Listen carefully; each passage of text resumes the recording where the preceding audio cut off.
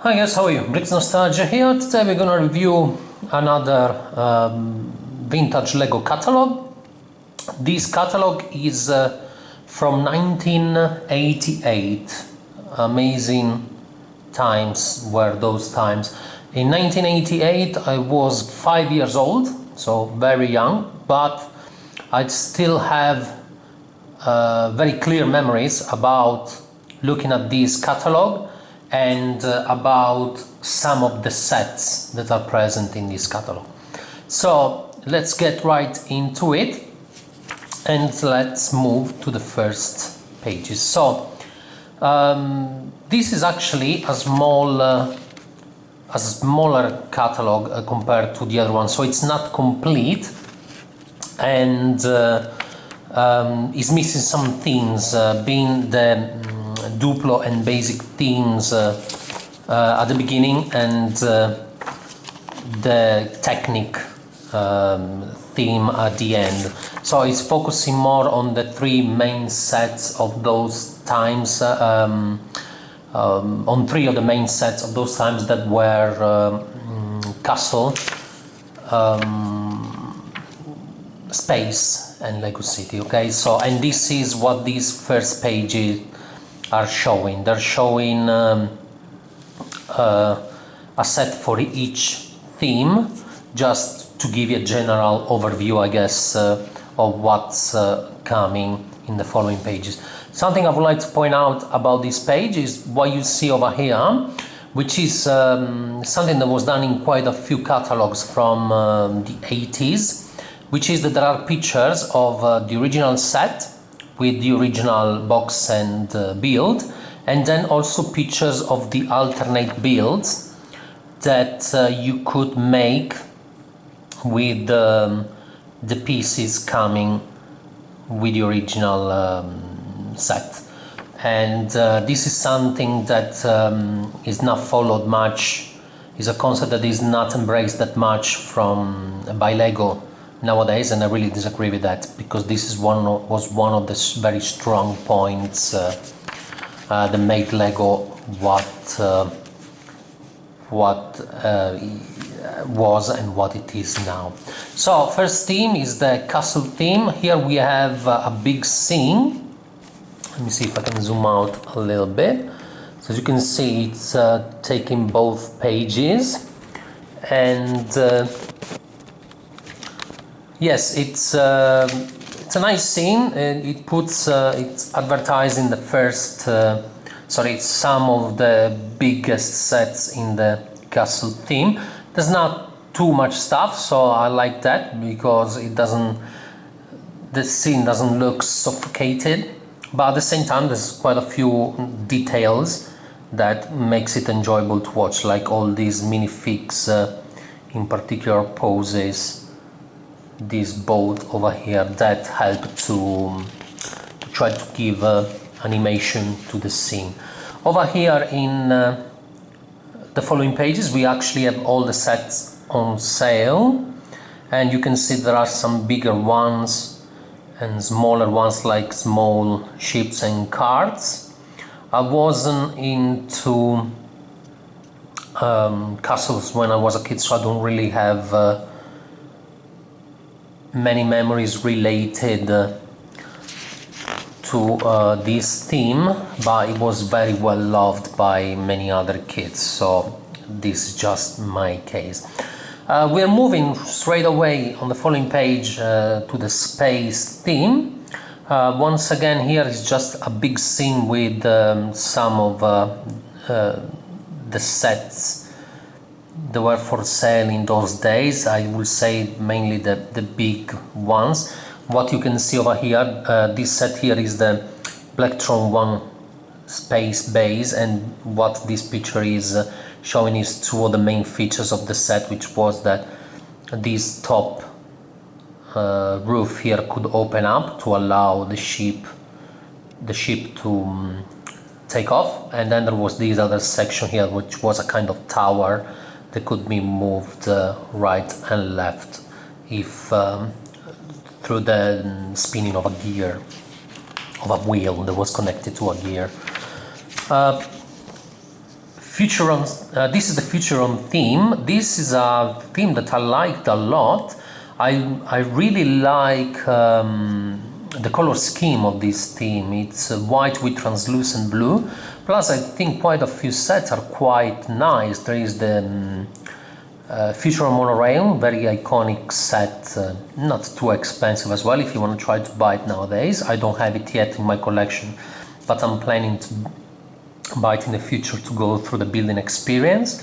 There's some nice space bases and then a ton of smaller vehicles, but I really did like it. I think I only had this one when I was a kid, and this one is one of the very first sets I had. I was 4 or 5 years old, and I do remember this one being one of the first ones, but I'm sure that it wasn't the first one. Here not really much to see in this little scene, so we're gonna move to the following page. Over here we have the Blacktron 1 theme. There's one set missing here. The Blacktron 1 theme was made of 5 sets, if I'm not wrong, and one of them, which is a big spaceship, is missing. Here there's only 4 of them advertised. Now, this was the first year that Blacktron 1 was released, as these little stars tell us. So I guess that the other set was released 1 or 2 years after. Over here on this side we have the sets with light and sounds feature. I have this one from childhood, and I do have I managed to piece this one together a few months ago, and it's a great set, I will say, with ton of playability, and it looks pretty nice as well to me. And in this scene here in the middle there are mainly such sets advertised, the one with lights and sound feature to it. Okay, so here we move to a big scene of the Lego Town theme, and this is glorious. It's a fantastic scene. I do remember this scene very well from childhood. I remember spending a lot of time looking at it, as there are tons of details, and it's very color, and it transmits a very vibrant and sunny vibe to it. Here in this corner you are advertised one of the features of this big parking and service station, which was one of the biggest sets of those times and one of the most iconic.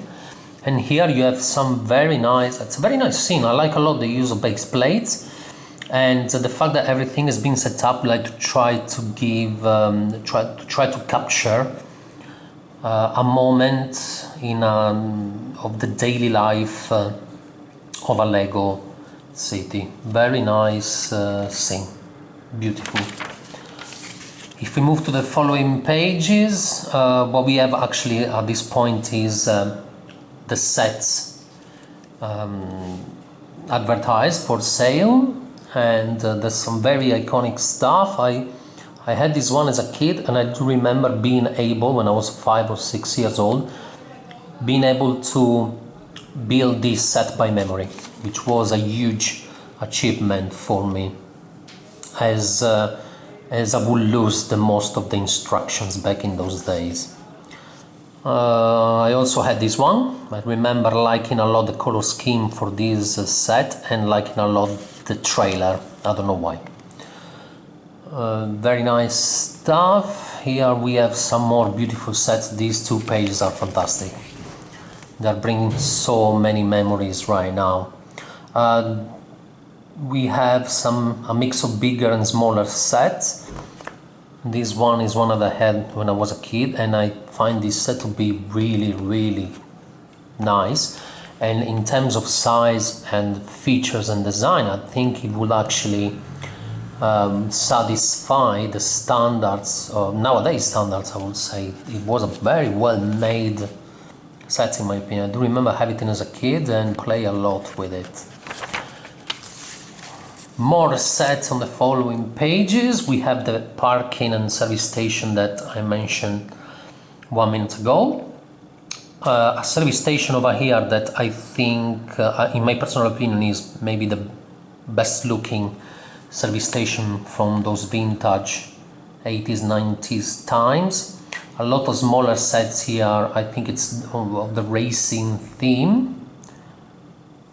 And over here we have another couple of sets advertised here in the top right corner that were another couple of sets with a lights and sound feature. And here we have another scene, smaller one, but very nice, full of color and life. So smaller than the previous one, but definitely another very nice one with tons of details to look at.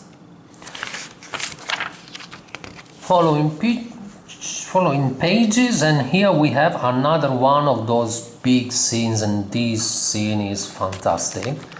Let me zoom out just for a second before I move to a close-up. Fantastic scene. I do remember very, very well this scene, and I do remember this train being here on the front, and I have this whole raised area that was raised because there was this channel over here, or river, whatever you want to call it. And wow, so many details, it's so well made. Tons of base plates, tons of sets, all the main biggest ones, and I remember about melting. Looking at this scene also, like you can see this detail here where there are some minifigs in action, loading and unloading the wagon of the train. Fantastic stuff. Vintage glory indeed. These times were awesome. I feel very, very lucky to have grown up in those years.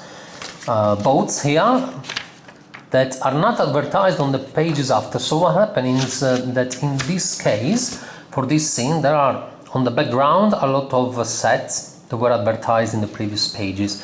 But with regards to the train and these boats, actually there's nothing. They don't have a spot of their own. They are just put in this big scene, and the only way you can realize what set number they are is just looking at the numbers that are on the set themselves. This is 4010, this is 4030. That are the names of the sets. This one is the 7722. It's a small catalog, so they squeezed as much as they could in just a few pages. That's why, I guess that's why things are presented this way. Over here, another big scene. We switch team. We move to the trains. I was very young, very young, and definitely not into trains yet. And I do have some memories about this scene and looking at the scene, but I think what was shown in this picture was a bit too big for me to be understood. However, great scene once again with two of the 12 volt, two trains of the 12 volt era. These are the 7745 and 7735. And the 12 volt era was coming to an end, will come to an end in 2 years' time. However, in this scene there's a ton of life and very interesting stuff presented. Last page, just on the back of the catalog, just one page dedicated to technique, but not much more. There's not even set numbers on these pictures that could help you to identify what these ads are, but as I said, this was a smaller catalog. It was a small version, so it was keeping some themes out, and technique being one of them. So this is the only one I have from 1988. There's not everything, but I really enjoyed going through it here in these minutes, and I really hope you liked it as well. So don't forget to rate, comment and subscribe, as there will be more videos coming also of vintage catalogs over the next few weeks. Okay, so thank you very much. Bye bye.